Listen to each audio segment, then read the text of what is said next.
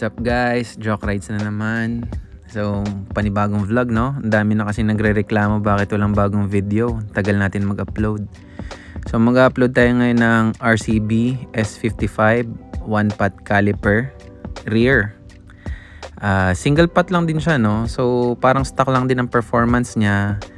Na-convince lang ako bilhin to gawa ng galing to sa Pinang Motor Show lang na motor. So, syempre, bago-bago pa. Tsaka magkano lang naman kapag second hand. So yun, panoorin nyo na lang, i-voice over ko na lang ang aking tutorial paano magpalit ng caliper sa rear. Okay, first off, tatanggalin natin tong flat screw na lock na itong brake pads natin.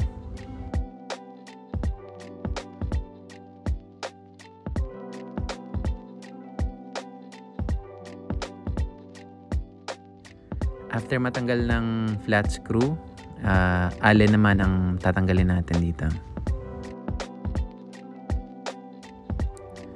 Ibabaon yung piston para matanggal yung brake pads.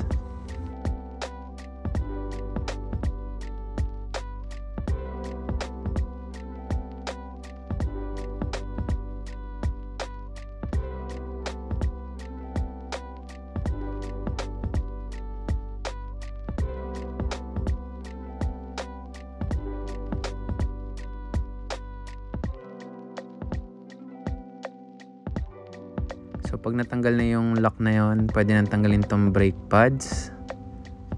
Yan, kanan tsaka kaliwa. Sinungkit ko lang dyan. And then pwede ko na rin tanggalin dito yung support pad. Sa part na to, niluluwagan ko yung bracket with 12mm na open wrench.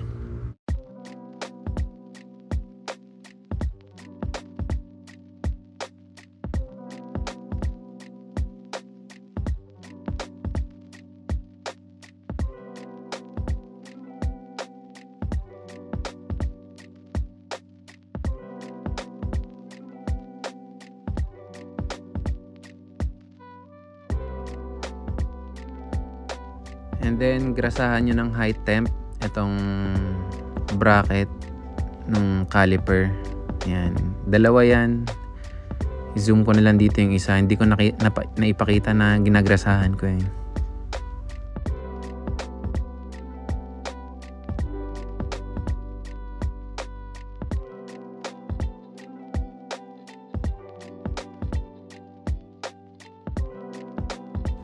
So dito na part, tinest fit ko naman yung caliper kung tatama sa disc. So far, okay naman siya. Tapos check ko rin yung plane niya kung maganda ang pagkakagrasa niya.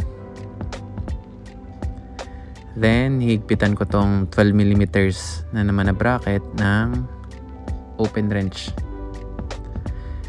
Sasalpa ko naman yung brake pads. Medyo nahuhulog yung support pad na ito, no? So, kailangan kong alalayan.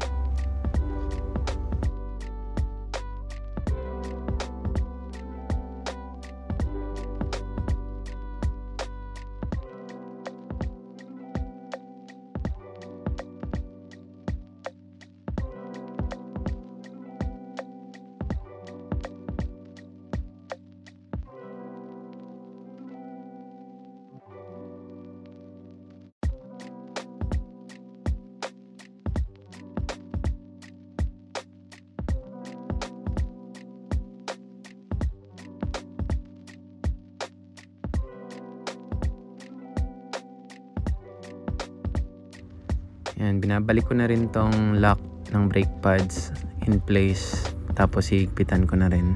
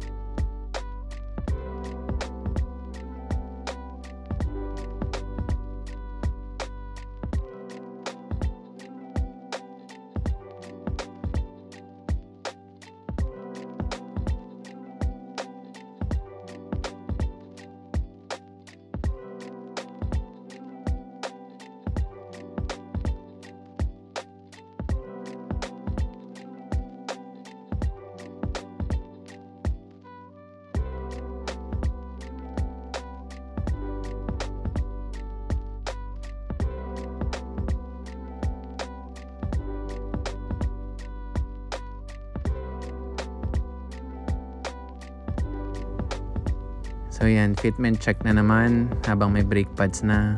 Check natin kung may free wheel. So far, free wheel naman talaga as always. Yan.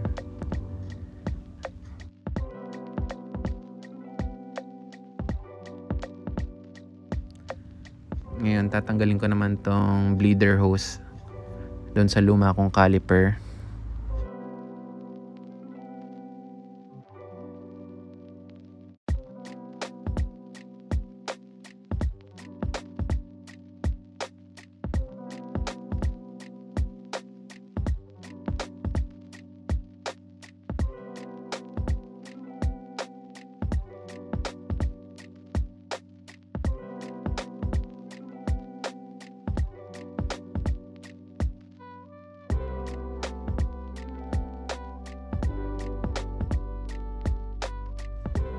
Sasalpa ko naman dito yung hose na RCB sa bago nating caliper na S55.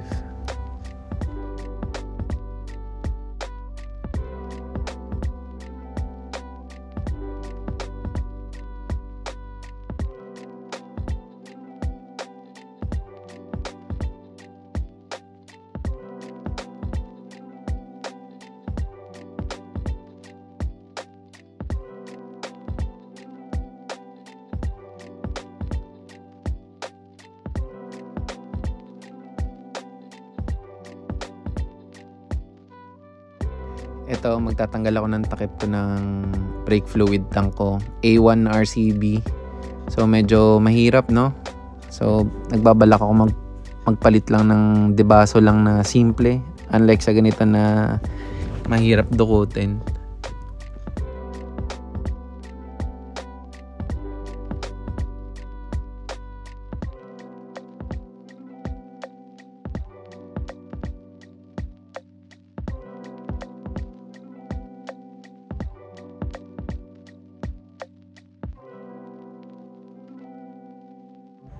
So kung nabuksan mo na nga yan ng reserva mo, yan, regular bleeding ka lang.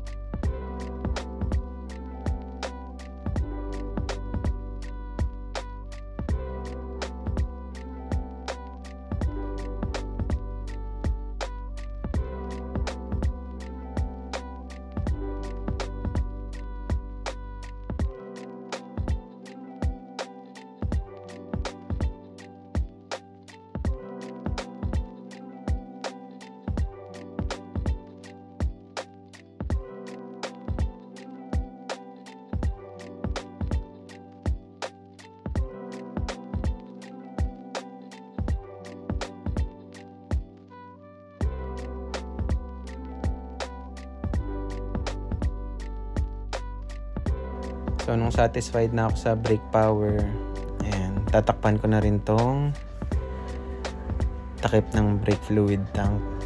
Natanggal ko na rin naman yung bubbles sa linya ng hose tsaka sa caliper. Ayan, pwede na to isara. Check na naman ako ng free wheel tsaka nung kagat ng preno. Ayan, satisfied naman ako.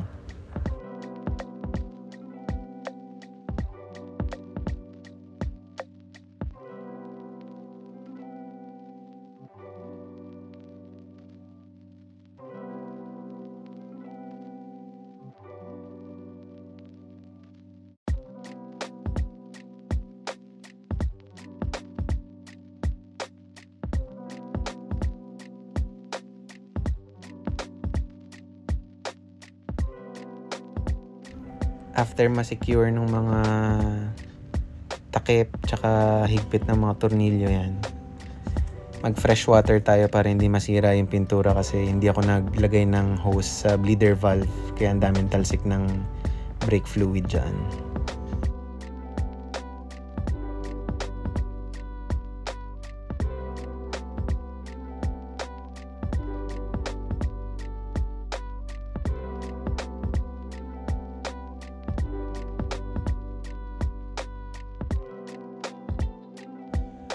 check ko naman yung free wheel, pa abante, tsaka pa atras, and then yung kagat ng preno.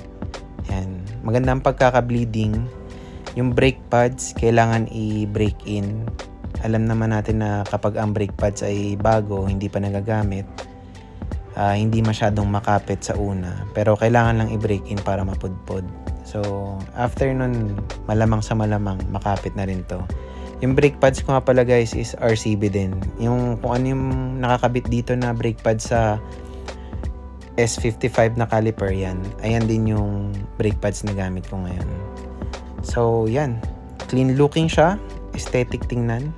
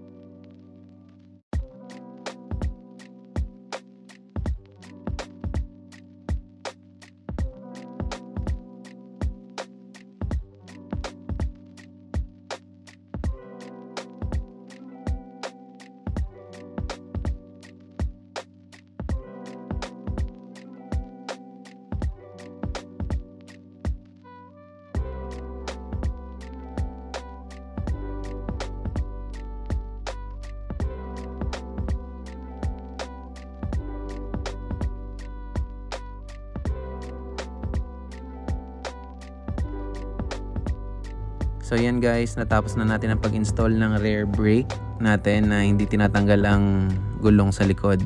Ganun lang yung style. Ang dami rin naman dyan magagaling na mekaniko. Pagawa nyo na lang sa kanila kung hindi nyo kaya DIY.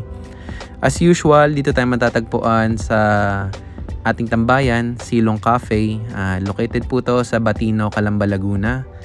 We mainly serve chicken wings with different kinds of flavors. We serve also burger, fries, coffee, iced hot, frap. Yan. So, ayun lahat. Try visiting us here at Silong Cafe. Peace out. Joke Rides.